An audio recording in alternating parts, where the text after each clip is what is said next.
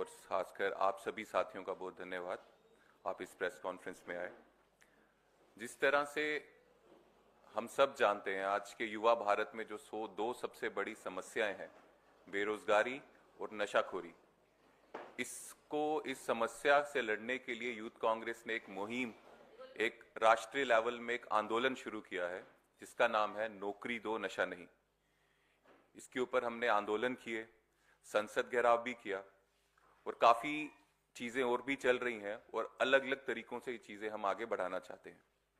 हम सबको पता है आज बेरोजगारी जो है कितनी ज्यादा बढ़ चुकी है, कितने ज्यादा प्रोटेस्ट छात्र हों या कुछ लोग जो युवा हैं वो कर रहे हैं क्योंकि उनको रोजगार का मौका नहीं मिल रहा है।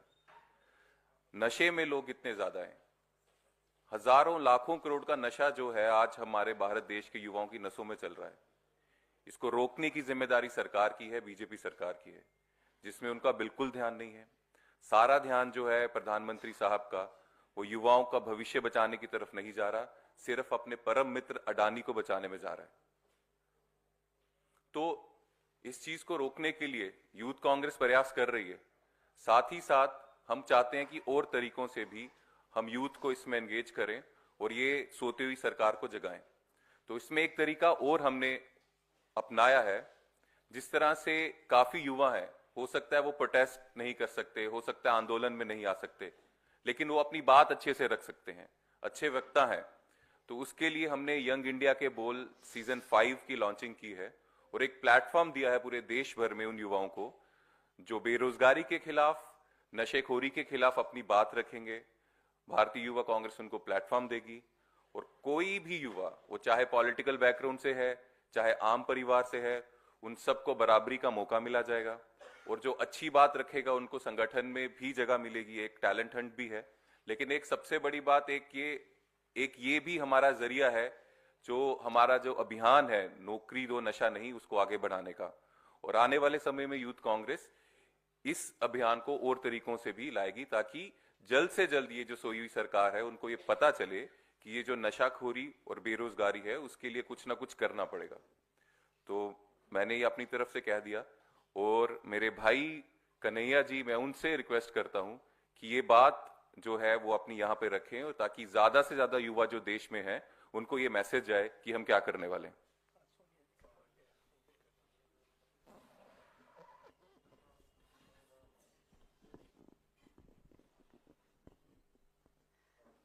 सबसे पहले तो मीडिया के सभी साथियों का, इलेक्ट्रॉनिक, प्रिंट और डिजिटल मीडिया के सभी साथी जो इस महत्वपूर्ण प्रेस कॉन्फ्रेंस को कवर करने के लिए उपस्थित हैं, आप सबका बहुत बहुत धन्यवाद। और आपके माध्यम से जो देश हम लोगों को सुन पा रहा है, देश की जनता का बहुत बहुत आभार। और मैं धन्यवाद करूंगा यूथ कांग्रेस के हमारे राष्ट्रीय अध्यक्ष उदय भानु जी का कि युवाओं के इस मुद्दे पर आप लोगों से बातचीत के लिए आपसे रूबरू कराया, इसके लिए उनका शुक्रिया।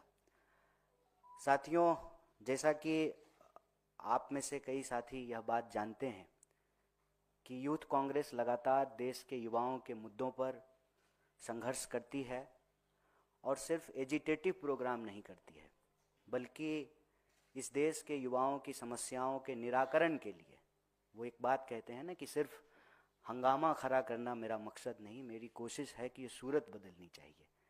तो युवाओं की सूरत कैसे बदले, उनकी समस्याओं को कैसे एड्रेस किया जाए, उसके लिए कई तरह का रचनात्मक प्रोग्राम भी करती रहती है। इसी के तहत आप में से कई साथियों ने उसको कवर किया होगा।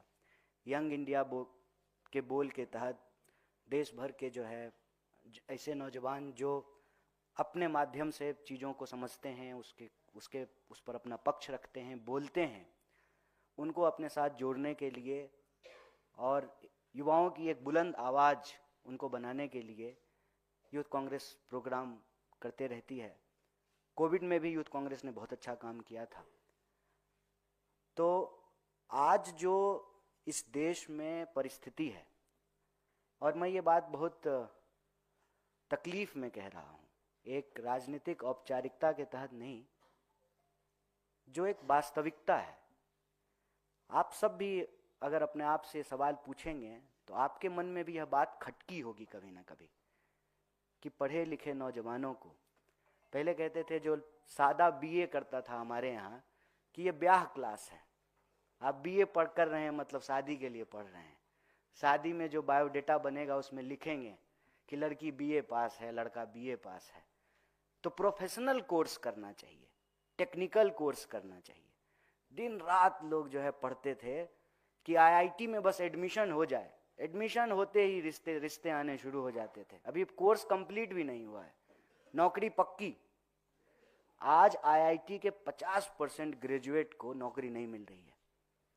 आईआईएम में आपने जो है बहुत सारे पत्रकार साथी हैं यहाँ पे, बस नौकरी हो जाए, अच्छे संस्थान में जो है एडमिशन हुआ, रिजल्ट आया, अच्छे संस्थान का ऑफर लेटर, धीरे धीरे धीरे धीरे रोजगार के सारे अवसर बंद कर दिए गए।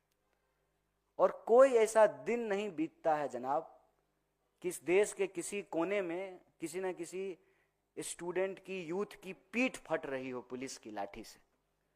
गलती क्या है? नौकरी मांग रहा है। हालत यह है कि जिस चीज का हमको गर्व होना चाहिए, कहां तो तय था चिरागा हर एक घर के लिए, कहां चिराग मयस्सर नहीं शहर के लिए। दुनिया का सबसे नौजवान देश, 55% पॉपुलेशन यूथ है, हर 5वां युवक दुनिया का भारतीय है।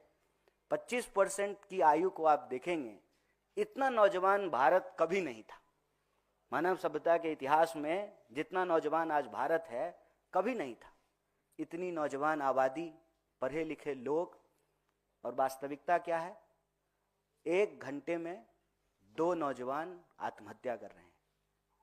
सारे सुसाइड रेट को जो है यूथ सुसाइड ने सरपास कर दिया है। किसान को भी 1 घंटा घड़ी में होगा, 2 नौजवान इस देश का अपनी जान गंवा चुका होगा। ये कितनी दर्दनाक बात है कि आप सोचिए, जो पॉपुलेशन ग्रोथ है उसको सुसाइड रेट ओवरपास कर दिया है। और ऐसा क्यों हो रहा है? इसकी वजह क्या है? इसकी वजह यह है कि एक तरफ पढ़े लिखे नौजवान को 5000 की नौकरी नहीं है, और एक नौजवान, उसकी शादी में 5000 करोड़ खर्च किया गया। एक ही देश है, एक तरफ 5000 की नौकरी नहीं है, दूसरी तरफ शादी में 5000 करोड़ खर्च किया गया। लोगों को खाने को नहीं मिल रहा है, तभी तो सरकार जो है 5 किलो अनाज दे रही है ना। हाथी खिचड़ी खा रहा है, हाथी तो छोड़िए पत्रकार भी खा ले रहा है। ये हम सब देख रहे हैं अपनी आंखों से। इसीलिए साजिश के तहत इन नौजवानों को नशे में धकेला जा रहा है। हजारों करोड़ के ड्रग्स तो पकड़े जाते हैं, जो नहीं पकड़े जाते हैं उसकी बात छोड़ दीजिए। नौजवान अगर होश में होगा, होश वालों को खबर क्या बेखुदी क्या चीज है, तो नौकरी मांगेगा ना, तो उसको नशे में धकेलो साजिशन। और नशा करके नौकरी तो दे नहीं रहे हैं। आईपीएल शुरू हुआ, कहा कि गली गली जो है क्रिकेटर निकालेंगे, गली गली जुआरी बना दिया है। साल भर जुआ चलता है। अपने बच्चों का ड्रीम खराब नहीं हो जाए इसलिए हमको कह रहा है कि ड्रीम 11 पे टीम बनाओ। अरे हमारा ड्रीम था डॉक्टर बनने का, हमने डॉक्टरी पढ़ी।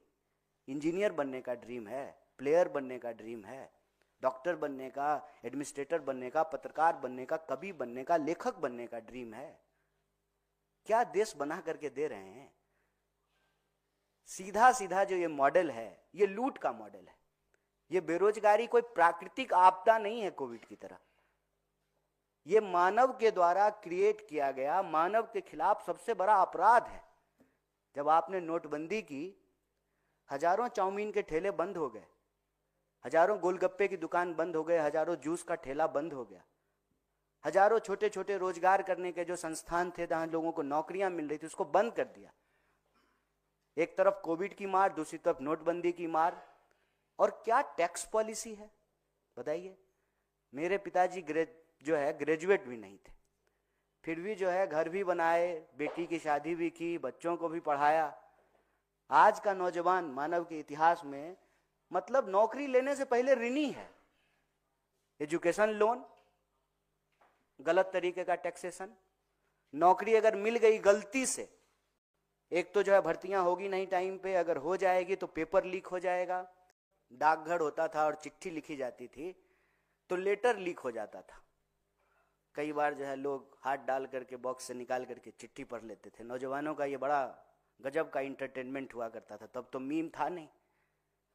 जितना लेटर लीक नहीं होता है उससे ज़्यादा पेपर लीक हो रहा है इस सरकार में। कोई ऐसा एग्जाम नहीं है जिस पर सवाल नहीं उठते हैं। पता नहीं यूपीएससी बेचारी कब तक टिकेगी। वहां भी जो है ये लेटरल एंट्री लेकर के आ गए हैं। एक भी जगह बता दीजिए जहां नौजवान पक्का करे कि हम पढ़ रहे हैं, हमको नौकरी मिलेगी। और पढ़ना भी आसान नहीं है। आप सुदूर इलाके के किसी कॉलेज में चले जाइए, जिस तरीके से फीस वृद्धि हुई है। अभी आपने देखा कि अंबेडकर यूनिवर्सिटी में जो है नौजवान अपने ही यूनिवर्सिटी में कैद थे, एक एक कोर्स पे 4-4 लाख 5-5 लाख रुपया ले रहे हैं। जो कोर्स में 5,000 में पढ़ाई हुई करती थी आज 5 लाख में हो रहा है। एडमिशन बहुत मुश्किल से, एडमिशन हो जाएगा तो पक्का है कि पढ़ने के बाद नौकरी नहीं मिलेगी। इसलिए एक नया टर्म चला है। क्या करता है लड़का? लड़का दिल्ली में रहता है, कॉम्पिटिटिव एग्जाम की तैयारी करता है। एग्जाम कहाँ हो रहा है?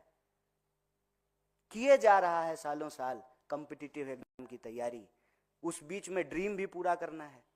इसीलिए जो है देखिए मोबाइल पे लोग शेयर खरीद रहे हैं, बेटिंग कर रहे हैं, जुआ खेल रहे हैं। कहीं कुछ तो मिल जाए। जब सब कुछ से फ्रस्ट्रेट हो जाएगा, कितनी बार घर को बताएगा कि एग्जाम ही नहीं टाइम पे हुआ, उम्र निकल गई। ये सुसाइड रेट जो है आज हमारे सामने एक चुनौती बन करके खड़ा है और ये क्रिएटेड है। अगर हम चाहें सही से अगर फंड का एलोकेशन करें तो रोजगार दिया जा सकता है। आप 16 लाख करोड़ बड़े पूंजीपतियों का माफ कर देते हैं, आप छोटे रोजगार करने वाले लोगों को लोन तो दे करके देखिए। ये नीति का सवाल है, ये नियत का सवाल है। लेकिन नीति जब यही है कि अपने दोस्त को व्यापार, तो देश होगा बेरोजगार। ये एक बहुत बड़ा सवाल है। और हमारे यहाँ एक कवि हुए बिहार में, मगही भाषा में लिखते थे, मथुरा प्रसाद नवीन। वो कहते थे कि भूख से तरफ के मरवा काहे, मरने होते लड़के मरी जा। क्यों सुसाइड करके मरेंगे देश के लोग? यह देश जितना उस 5,000 करोड़ की शादी करने वाले का है उतना ही हमारा भी है। हमारे माँ बाप भी टैक्स भरते हैं, उसके माँ बाप को तो टैक्स की माफी मिलती है। हम तो हर चीज पे टैक्स भर रहे हैं। तो यह देश हमारा है। मैं इस देश के नौजवानों से अपील करता हूं कि आप जान मत गवाइए, अपनी जान भी बचाइए। और इस उम्र में बिना इश्क का कुछ होता नहीं है। जिधर जाते हैं सब उधर जाना अच्छा नहीं लगता। मुझे पामाल रस्तों का नजर पर चलना अच्छा नहीं लगता। तरफ के नहीं मरना है दोस्त। आप जो कर सकते हैं कीजिए। यूथ कांग्रेस खुले दिल से आपको आपकी योग्यता के हिसाब से अपने साथ जोड़ने के लिए प्रतिबद्ध है। आप बोल सकते हैं तो बोलिए, लिख सकते हैं तो लिखिए, प्रदर्शनों में शामिल हो सकते हैं तो शामिल होइए, और कुछ नहीं कर सकते हैं तो अपने आसपास के लोगों को समझाइए। इस देश को बचाने की मुहिम में, युवा शक्ति को बचाने की इस मुहिम में, और यह जो हमारी मांग है, नशा नहीं नौकरी दो, इसके साथ जुड़िए। और हमारे क्रांतिकारी साथी, जोशीले साथी, इनके नेतृत्व में यूथ कांग्रेस आपको आमंत्रित करती है कि आप अपनी कैपेसिटी में, अपनी योग्यता में, अपनी क्षमता में हमारी इस मुहिम से जुड़िए। और देश तरक्की तभी करेगा जब देश के लोग तरक्की करेंगे। सबसे नौजवान देश है भारत, 55% पॉपुलेशन है नौजवान। वो तरक्की करेगा तभी देश तरक्की करेगी। तो तरक्की की इस राह में और अपने हक की इस आवाज़ में आप आवाज़ बनिए और हमारे इस मुहिम के साथ जुड़िए। आप सब लोगों ने बड़े धैर्य से हमारी बात को सुना। आप सभी साथियों का बहुत बहुत शुक्रिया। और एक पत्रकार के बारे में जो हमने बात की है, मैं आपके बिरादरी के बारे में नहीं बोल रहा हूँ, यह मेरी व्यथा है। ये इस देश के एक आम नौजवान का दर्द है। जब वो सीन देखता है तो उसको तकलीफ होता है कि हमारे देश के साथ क्या हो रहा है। तो आप इसको अदरवाइज नहीं लीजिएगा। मेरी बात से अगर किसी को तकलीफ हुई हो तो मैं क्षमा प्रार्थी हूँ। और एक बार फिर आप सबका इस महत्वपूर्ण प्रेस कॉन्फ्रेंस को कवर करने के लिए तहे दिल से शुक्रिया।